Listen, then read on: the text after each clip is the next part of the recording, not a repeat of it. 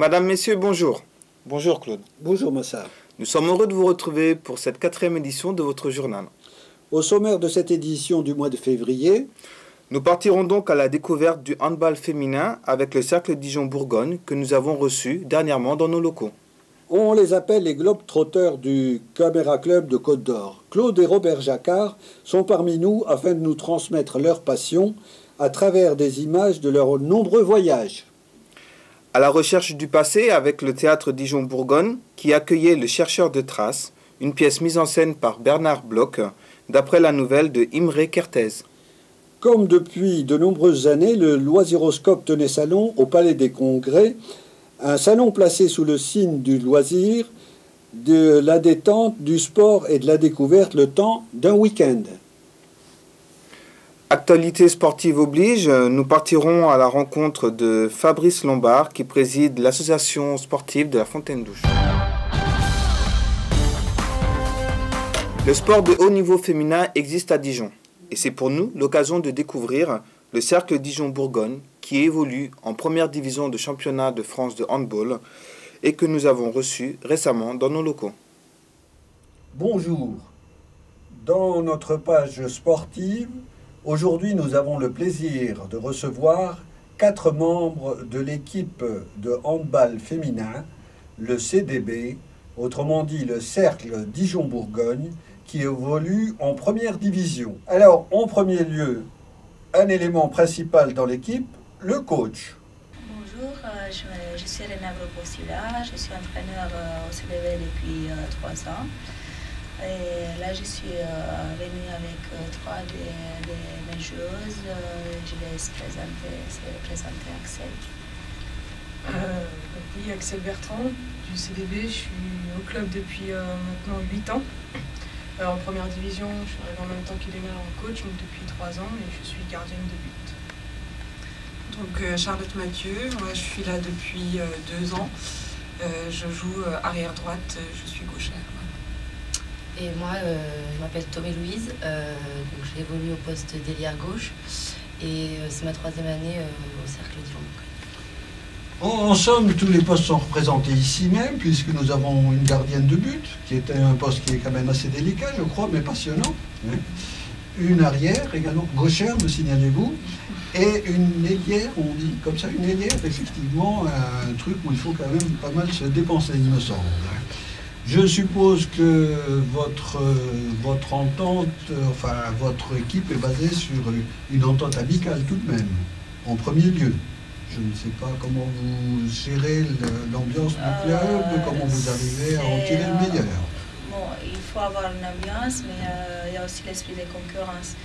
On est sportif professionnel, on joue à la ligue professionnelle avec l'objectif des résultats. Donc il y a un moment où c'est bien de s'attendre, d'être une copine, mais sur le terrain, en général, on est plus d'adversaires.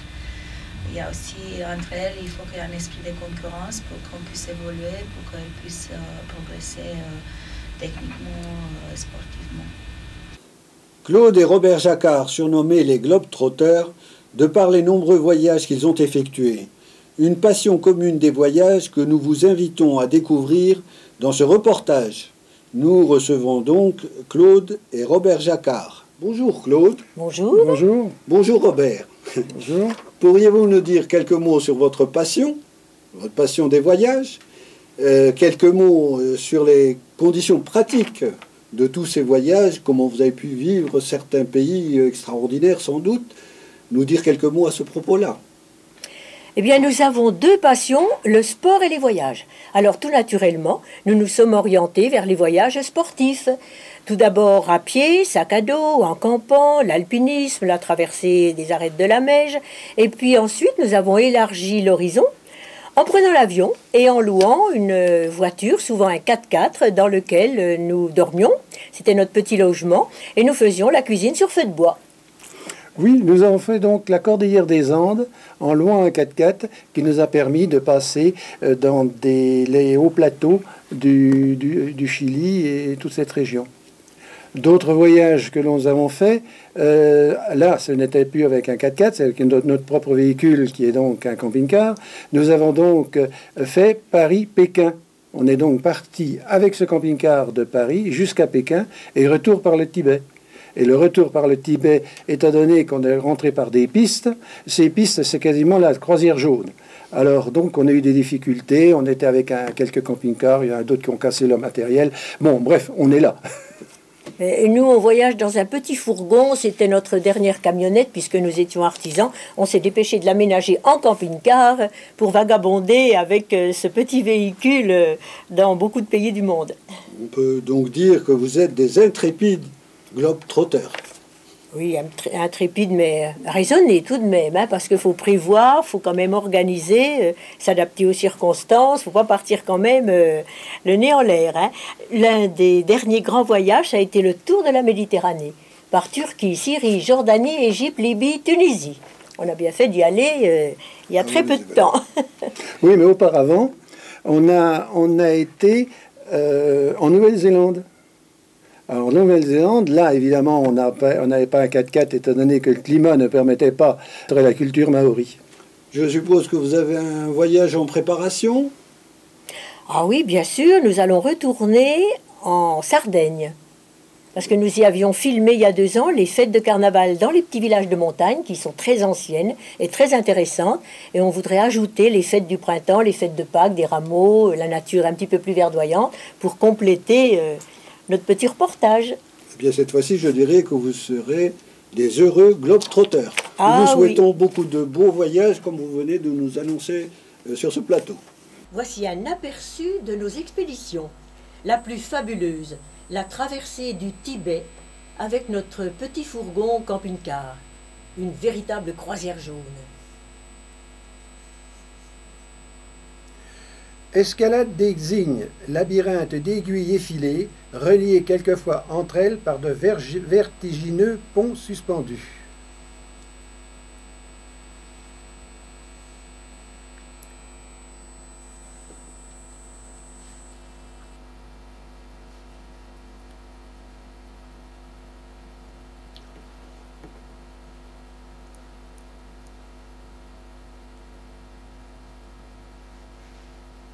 Traversée à gué des rivières de l'Ouest. En Bolivie, à présent, sur la route de la mort, un camion embourbé bloquait le passage depuis 2 heures. Avec quelques travaux d'aménagement, on est passé. Et nous voici dans la descente d'un col à 4800 mètres d'altitude. Les voitures dérapent. Et il fallait quelquefois faire des travaux de terrassement pour élargir la piste, emportée par les dernières inondations. Dans ces coups de temps-là, je préfère laisser le volant à mon mari et tenir la caméra.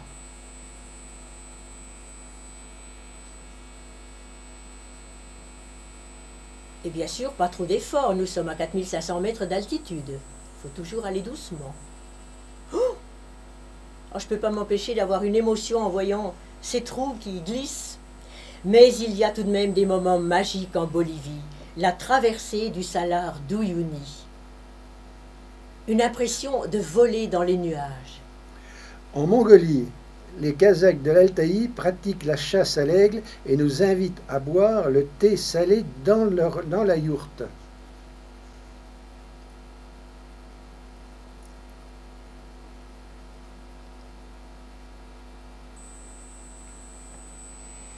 En Polynésie française, pas question de farniente sur les plages. Pour découvrir le fabuleux relief des îles Marquises, il faut marcher et quelquefois ne pas hésiter à se mouiller les pieds.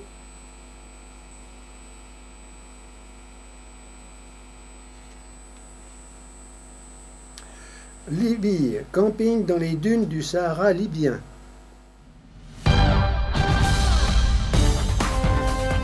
Le théâtre Dijon-Bourgogne recevait dernièrement Bernard Bloch, qui vient de mettre en scène Le chercheur de traces, d'après la nouvelle de Imre Kertész. Une pièce combinant astucieusement théâtre et cinéma, comme vous allez pouvoir le découvrir dans ce reportage.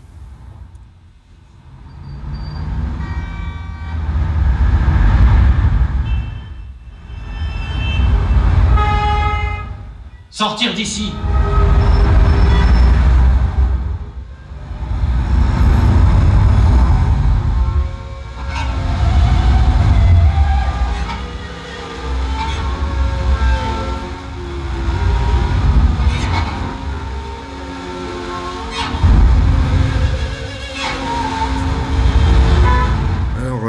qui m'intéresse justement chez vous, c'est le fait que vous ayez, dans cette pièce que vous allez jouer sur scène à partir de mardi, c'est ça? Ouais. Le chercheur de traces, ce qui m'intéresse, c'est cette partie mélange de théâtre et de vidéo. Moi, je voulais savoir si, à l'origine, la pièce était comme ça, ou c'est vous qui en avez fait une adaptation particulière en mélangeant... C'est-à-dire, à l'origine, c'est un roman. C'est un roman écrit par Imre Kertész, qui est un auteur hongrois, toujours vivant, qui a eu le prix Nobel en 2002, le prix Nobel de littérature, et un roman que j'ai découvert en 2004, que j'ai lu. C'est un roman, c'est absolument pas ni une pièce de théâtre, c'est une nouvelle en fait, une assez longue nouvelle d'une centaine de pages. Et quand je l'ai lu d'abord, elle m'a complètement emballé, bouleversé, transporté. Et puis j'ai tout de suite eu envie d'en faire un texte. Quel était votre choix au niveau des lieux de tournage? Où c'est que vous avez fait la partie tourner la partie cinéma? Alors ça, c'est évidemment essentiel, c'est-à-dire que ça aussi, j'ai eu l'intuition assez rapidement. Il s'agit, mais quand on voit le spectacle et quand on lit la nouvelle, on ne le sait pas forcément et c'est bien de ne pas le savoir. Il faut savoir que Imre Kertész a été déporté par les nazis à l'âge de 14 ans, en 1944. C'était un enfant encore, un juif hongrois qui a été déporté à Auschwitz et à Buchenwald. À la fin de la guerre, c'est pour ça qu'il a survécu. Et donc, en fait, dans la nouvelle, il s'agit d'un retour sur les lieux où il a été déporté. Mais c'est jamais dit. Ça pourrait aussi bien être, quand on lit la nouvelle, Tchernobyl, ça pourrait être un camp stalinien. C'est un endroit où se sont passées des choses terribles, mais on ne sait pas. Pour la partie purement technique, j'ai assisté donc mercredi à une partie du sixième la répétition du 6e tableau, je crois. Oui, c'est ça, oui. La fin. Donc je suppose qu'il y a une grosse partie technique de synchronisation par rapport entre les acteurs qui sont présents sur scène et la partie qui est projetée. Oui, énorme. Il y a un énorme travail technique qui fait vraiment partie. Parce que l'idée, en fait, c'est que les gens, quand ils vont voir le spectacle, ils aient l'impression d'avoir vu un film. Mademoiselle? Mademoiselle? Bonjour, mademoiselle. Je cherche une usine.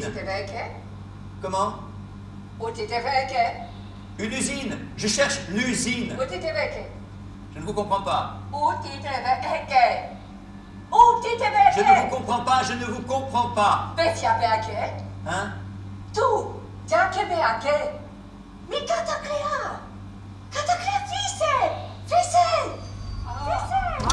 Merci, mademoiselle. Mille fois merci.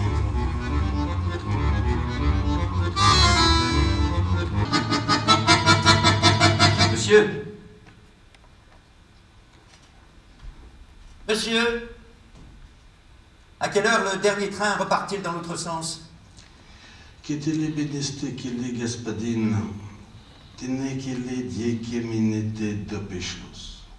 minutes? Mais c'est trop court, beaucoup trop court.